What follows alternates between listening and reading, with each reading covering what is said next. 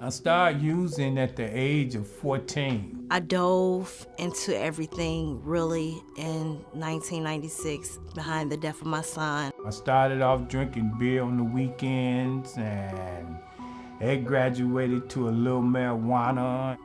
The alcohol came and I just, gallon after gallon after gallon. I ended up being homeless, and I had $60 in my pocket. I didn't know what to do.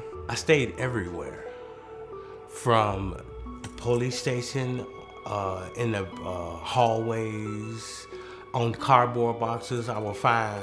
I started living in abandoned buildings with rats, roaches, no doors. I did everything but ate out of a garbage can. I just didn't want to feel pain, didn't want to cry, didn't want reality. I really didn't, because it was so much easier to be high. I Googled search HIV, AIDS, Chicago, help, and Bonaventure House came up. And in that moment, I walked to the bus station with all my things in garbage bags. Bonaventure House and the Harbor are both transitional living facilities. They are recovery homes where people who are HIV positive can live for up to 2 years. I'm going to get started with reading the rules. In order to qualify for our services, people must be homeless and have a diagnosis of HIV.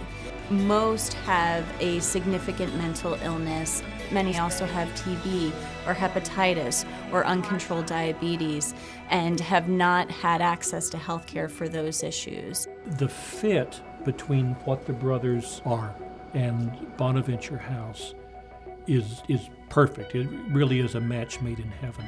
Any other comments? Maurice? Sharing with my family about my addiction. Wherever we serve people that no one else wants to take care of is an expression of who the brothers are. Going back to 1989, as the trajectory of AIDS itself has changed over time, now the AIDS ministry is a complete part of everything that we do in acute care and in mental health care and now in housing. My 7th year of being clean and sober, and that's the longest I ever been clean and sober in my entire life. I have 8 months of sobriety now. I'm very active. I volunteer. I do things here in the house. I work with my sponsor. I go to a meeting every single day. It's often very, very hard for people with HIV to lease an apartment. So we now have 20-some at Bettendorf Place. Bettendorf is a little different. It is permanent supportive housing, so they are apartments where individuals have a more independent lifestyle. To hear people talk about sleeping on a bench in Lincoln Park for years. I have been in the snow, in the rain, in the sleet, trying to give me a cardboard for my roof. And now they have a clean apartment with utilities, with running water, with a kitchen where they can eat, a social worker that helps them with job applications and with banking. Now I got a real roof over my head. That's a miracle. I feel like a kid in the candy store. I'm so happy and excited that I have my own now. It's awesome.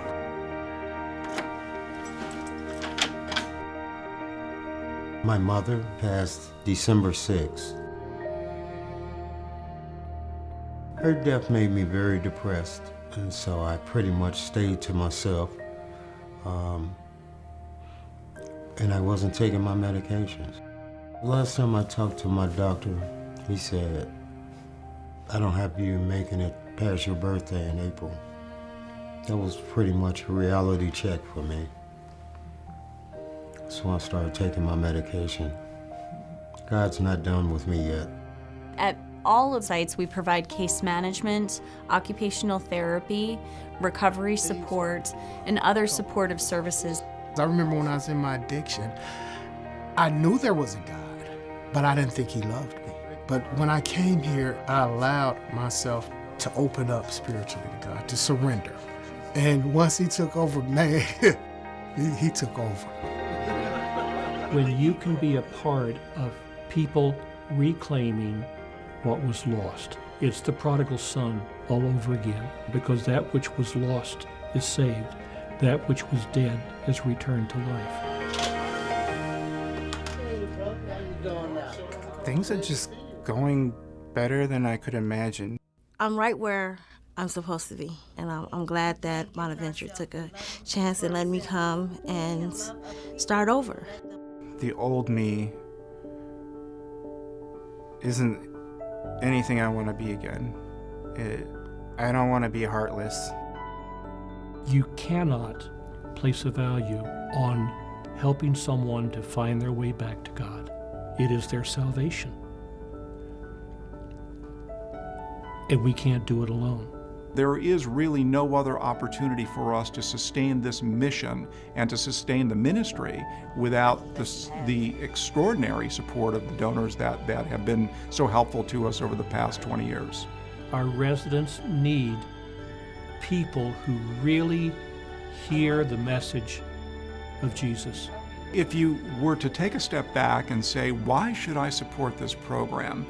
I would say, look at the stories of the individuals who we've taken care of and we've supported over the last 20 plus years. Their stories are extraordinary. Positive things are happening in my life. I got a job at Chase Bank. I'm in school for electrical construction and maintenance. I want to be a labor and delivery nurse. And it's just such a privilege to have your own keys. And, sometimes I just pick up my key and just jingle it. Now I have a home and my own keys that I can get in. I don't have to knock on the door no more. Is this something that you want to support? I think the answer is of course. Thank you is so easy to say, and it sounds so simple, but I wish I had those big words to say so much more. I would like to just thank the donors for allowing us to have a place to go, a life-saving place to go. Before finding this place, I was gonna just give up. And it took one simple search, HIV, Chicago, help. And I found it. I found where I need to be. Every time I turn my back on someone in need, I've turned my back on everything that I say I believe. And in my mind's eye, I see Jesus turn with a tear in his eye, and he says, when you failed to do it to the least of my brothers and sisters, you failed to do it to me.